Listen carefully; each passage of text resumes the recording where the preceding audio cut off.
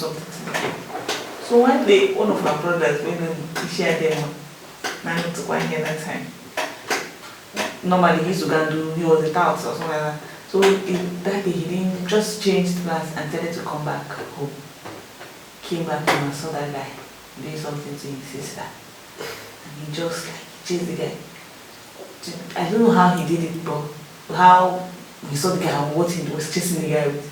But the guy jumped from 2-story building and ran away. The brother came down, did the shouting people and asked how happened. I just saw this boy jump and all that. So the nurse is saying what happened. And I looked at my dad. The next one, my dad's face was scary. My son, he was also, he looked like this, just looking at them. My dad was so upset. He was just looking at me at some point. He didn't know me. He said, if this thing was any of my daughters, this thing is part of the story. That boy would have died by now. 100%. A lot of people say that. I mean, like, as a father, you just know. You just know. You just know that this is something you pray, it never comes to you. Like, you pray, it never comes to you. Because, I mean, it happened to someone, his former UFC heavyweight champion, Cain Velasquez. And he went to jail, just for you to see how twisted the world is. Somebody was abusing his son for a very long time. This same person had been abusing other children. And then he found out that the guy was abusing his son. The daycare owner was abusing his son. He went there with a gun. And like when he didn't find the guy, he found the guy's father. And I think he found the guy, they were like entering a car or something. Like he went there to kill them. Like he went there they shot at them. He ended up not shooting the guy, but he shot the guy's father. But the guy didn't die though, but he shot him. And the case went to court, and Cain Velasquez was put in jail for attempted murder. Why? How? How do you even, as a judge, how do you look at that case and you don't say, okay, yeah, I understand. That is what you're supposed to do. Like, how does the law protect someone who abused children? Yeah, that's another conversation that we could have that conversation for hours. You should have reported to the. No, it's another rabbit. I mean, do you want to really go there? We were talking about it, but they say, let the law handle it. The law is going to start talking nonsense. Then they bring evidence. Yeah, so that because that's the law. If you let everybody kill anybody or react like that, lots of people will be dead. But I understand. Yeah. But as a father, I understand. So. It's just he shouldn't have been that erratic about it. He should have like taken his time with it. And maybe don't go with a gun, beat him to death with your hands. I was seeing one that the guy said he almost killed the man. It was his son that told him that don't do it. Then he had already was strangling the guy or something like that. It was his child that still told him not to. He probably would have gone to jail for it. I also read one that the lady, she said it was her ex-husband so that was abusing children in her. She was not even her child, children in her daycare. And she found out about it and went and shot him. Do you know why? Because pedophilia is something, it's like a disease, and when it's like being bit by a vampire.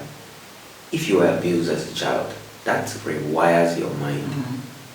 Your first sexual experience is when you were like 5 years old, from an adult. Come on. Think about what it would do to that 5-year-old. By the time you're grown, that software or that data has been already encoded into your mind. Most people who are pedophiles were themselves abused when they were little. So that's how the thing keeps going. And you'll be surprised as to how common pedophilia is. You'll be thinking this is something that should be rare. Very, very, very rare. But it's almost in every family. Like almost, there's someone, if your family is big enough, there's someone there who likes to touch kids. And it's people who have access to kids. It's usually people who have access to kids. Your Sunday school teacher, your school teacher, your coach, your uncle. Yes, yes. Your nanny. Your nanny. Guy. So if you come to think, I'm like, you'll be like, guy, why human beings they like this? It's kind of weird that There's even a wiring. Why is that wiring there? There's a wiring in your head that's available that can turn you to a pedophile. Is it not weird? Like, why is that wiring that there? part of the perverted part of your woman being's mind? It's like the human mind is just open.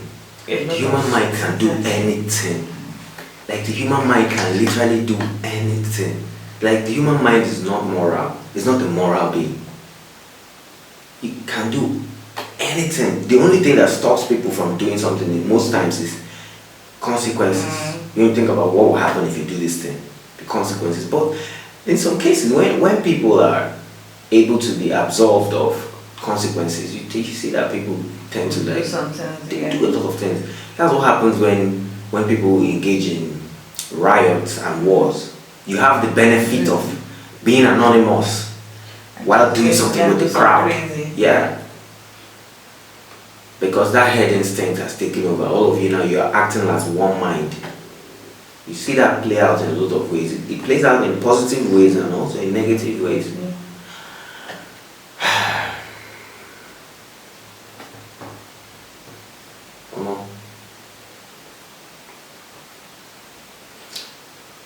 When I think about stuff like this, I start to ask myself, what is human really? What does it mean to be human? I'm human, okay, but what is that? That's a $1 million question. Because it's like, we don't even know what we are. Like, we don't know what we are. If you think about the human nature, and think about history and study history a little bit, and see the things that human beings have done. Like my friend Peter said one time, the only way we live this life is because other people have lived it. So those other people that have lived this life, if you put your mind into what human beings don't do for this earth, God, there's almost nothing you can think about that human beings have not done already. It's almost like there's nothing. Both positive and negative. I think there's nothing new under the sun. Yeah. So I don't blame anybody that doesn't want to have kids. Maybe the person has thought about it and I'm like, no, I'm not bringing any child into this. I'm not bringing any child there. Children is a lot, both from even after having realized, like, I know why people don't. If someone says, I don't want to have kids, Yeah. I'll say, okay. Yeah, okay. I understand. Bro, because no be smart thing. You can decide not to. Yeah. It's not the bad. Yeah. In some cases, it's actually noble. It's actually noble, depending on the person's reason. Yes. Is that it could be noble. Let's say you've seen that high blood pressure, hypertension runs in your family. And some like cancer. Or Yeah, like all of them, everybody gets to 50 and they have cancer and yeah. die. Like, why am I related to come and suffer this? Yeah. Well, but here we are, man. We're doing it.